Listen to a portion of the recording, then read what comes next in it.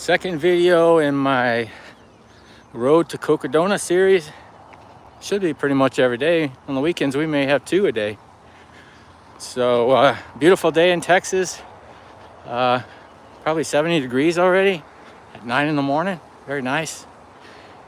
Hopefully that means winter is really over. So Cocodona 250 is on May 5th. It's a 250-mile race from Black Canyon City to Flagstaff. So I've been preparing for a while. I had a 100-miler on December 31st, January 1st. That was the snowdrop 55-hour. And then I had 100-miler last weekend. I only did 41 miles. I had some issues, which I talked about yesterday. Another thing is, in this series, you don't have to watch them in order. So it's just a daily vlog.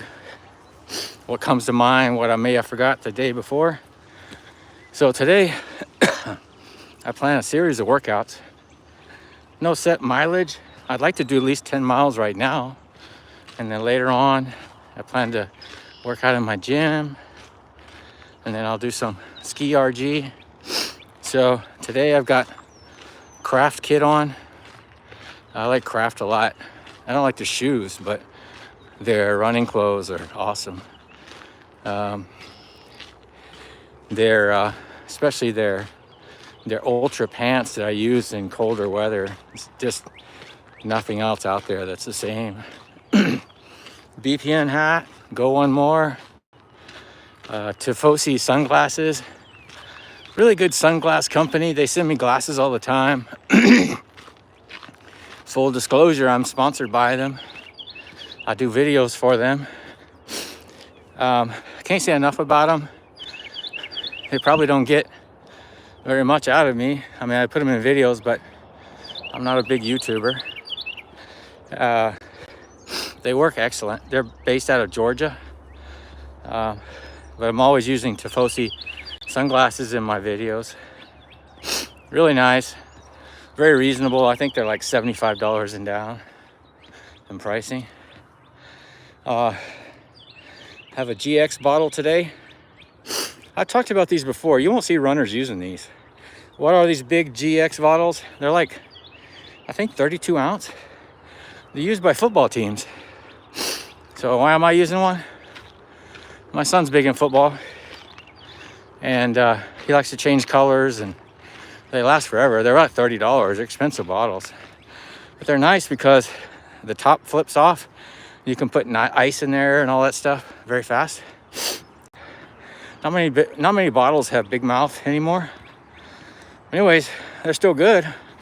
My son gets a new one. He uses it in his backpack for lunch at school, and then also football. But I've got several of them now. I use them for training runs. Also, it's like carrying a dumbbell. It's kind of heavy because it is, like I said, 32 ounces. It's the biggest water bottle you'll see. But I like them a lot. I've got a BPN G1M. It's pretty good.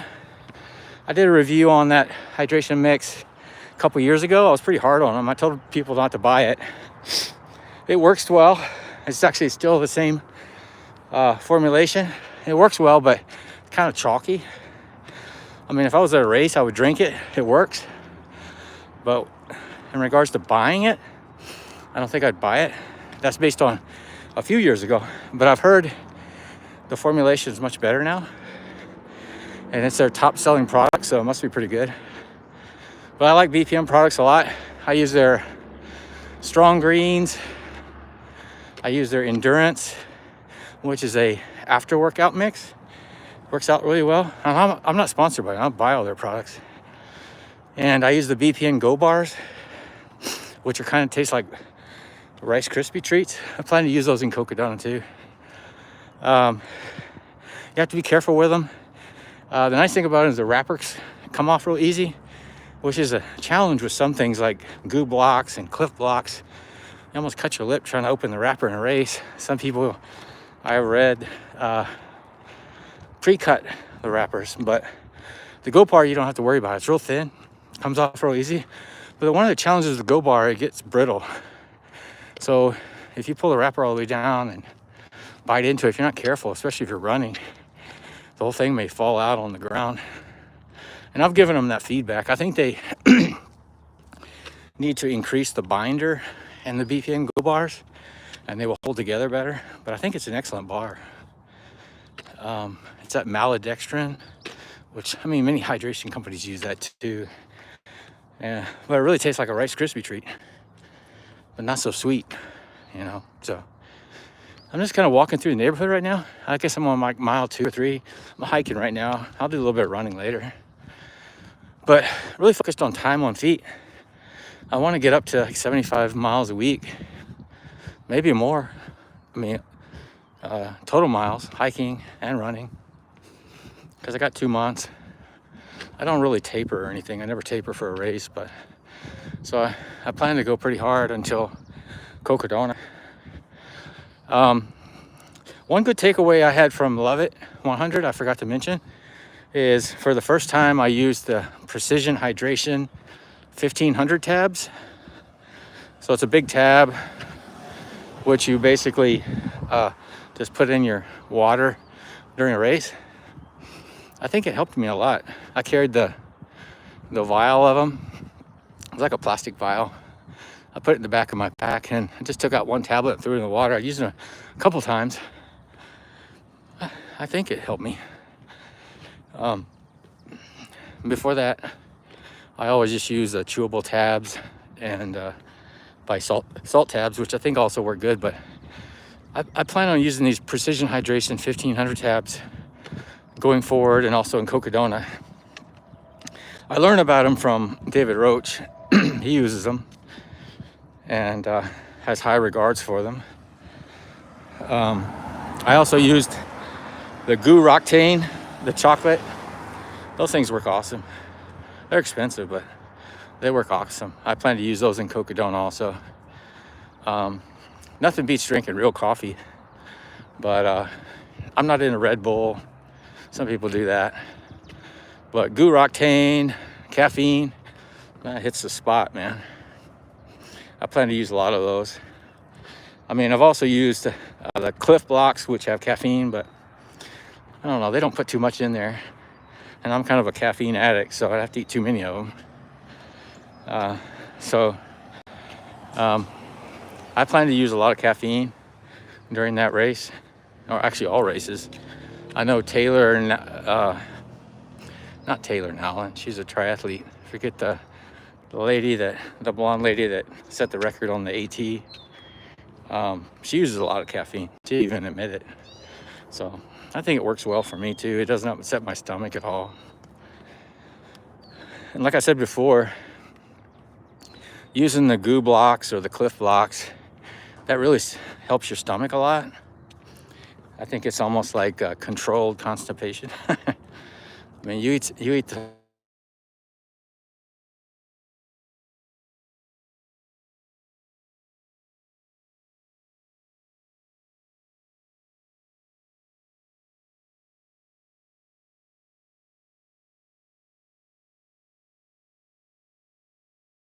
because, you know, if you're in the Iditarod or an Arctic Ultra, last thing you want to do is be going to the toilet. So that's what they use. Also Arrowhead 135, that's what they do. That's that 135-mile race in northern Minnesota, where you have to like pull a cart in really harsh conditions. I'd like to do something like that someday. I think it's possible. I mean, one of the guys that won a Iditarod was from South Carolina. So you don't have to be from a cold weather place to do well in these really cold ultras.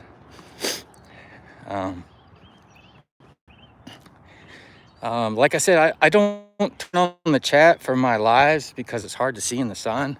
You know, I'm kind of old, especially with sunglasses. The chat text on vertical lives is real small. It's hard to see on your phone, so I feel bad when people chat and I don't respond to them. It's not that I don't respond, I just don't see it. I really wish they would improve that. I'm actually in a training with YouTube about vertical live. They're trying to promote it. And I've given that feedback to the designers that they should let the chat be the total screen so that, you know, you can see it a lot better. If they use the total screen of the phone, I mean, because you don't really need to look at yourself when you're talking. Just use the total screen of the phone to put the text. It'd be much easier. Like when you do a horizontal live, like on your computer, it's very easy to see the chat. But on a phone, unless you're like 20 years old, have eagle eyes, it's hard to see the chat. So that's why I turn it off. I just don't want to people spend their time chatting to me and I can't see it. I feel bad about that. So, but if you have any questions, just leave them in my comments, because as the vertical live saves, it becomes like a regular short video, and I'll get back to you. I appreciate it. But I also post this video on TikTok. So, but I talk about YouTube because that's my main social media, and I'm monetized on YouTube, so it's most important to me. I also post this video on X, so some people will be watching this on X.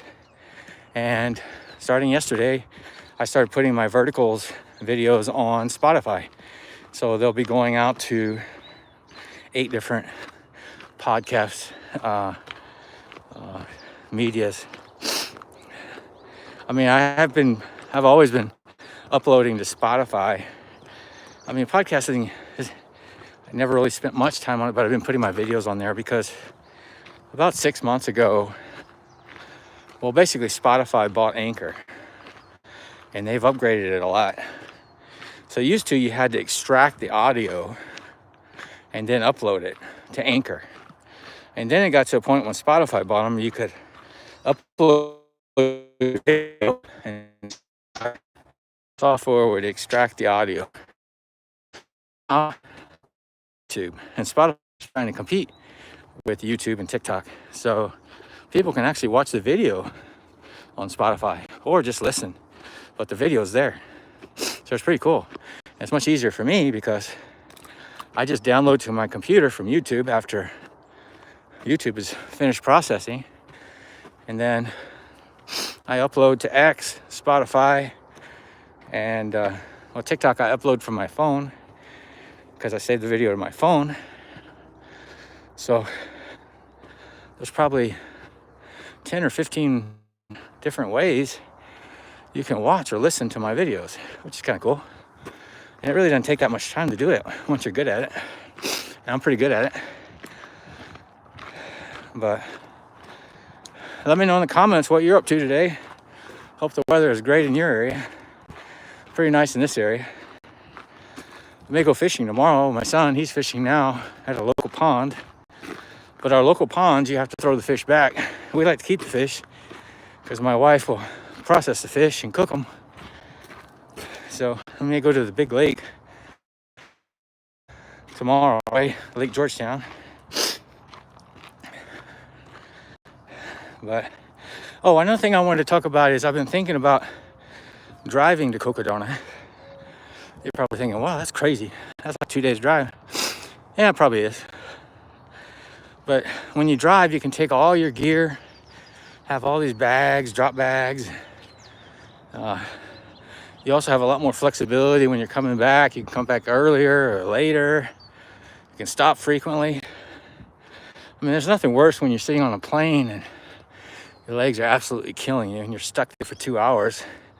Because I've flown to Arizona twice for javelina. I just really like to drive too. I can just take my time, stop and enjoy myself. But I'm thinking about driving. It's a 16-hour drive if you don't, without any stops. So you're looking at 2 days. I mean, I drove, when we moved from California, I did it in about 2.5 days. So I can really make a lot of progress in my car. But I'm thinking about parking my car at Deep Gold Ranch, which is the starting line, and leaving it there. I sent them an email yesterday. Well, how do you get from the finish line and and Flagstaff back to Deep Gold Ranch, because they have so many busing options on their runner's guide, which is really excellent. But they didn't talk about that. I mean, you can fly into Phoenix and they'll bus you to the starting line. So many different options. But anyways, I'm thinking that's what I'm gonna do. And they said you can park there and keep it there as long as you want. So I'm thinking about driving to Deep Gold Ranch in Black Canyon City, leaving my car there on that ranch, run the race. Hopefully I'm in the whole race. And then after the race, take my time, get back to Deep Gold Ranch, and then drive home. Take my time driving home. I mean, nice thing about when you're driving, you can stop every hour if you want. Sometimes I like to do that because, I mean, I do races, 8-10 hours away all the time. I'll stop at a truck stop or rest area and sleep for 1 hour and then feel new or energized. Can stop and get a coffee every hour if I want. When you're on an airplane, you can't do that. Plus you got so many things you want to carry in your carry-on, like lithium batteries and all kinds of stuff. Maybe I want to carry a knife or a bear spray or whatever you want to carry. You just can't carry it on an airplane. So it's a lot more flexible when you drive. So I'm leaning towards doing that. I should be able to get off work in enough time too. So race starts on a Sunday. Maybe I'll leave like on a Thursday night or something like that. And get there, take my time getting there. But I'm really thinking about doing that. Anyways, hope you have a great day. I maybe have another live tonight from my gym. But enjoy your workout. Have a great one. Wish you the best. Bye for now.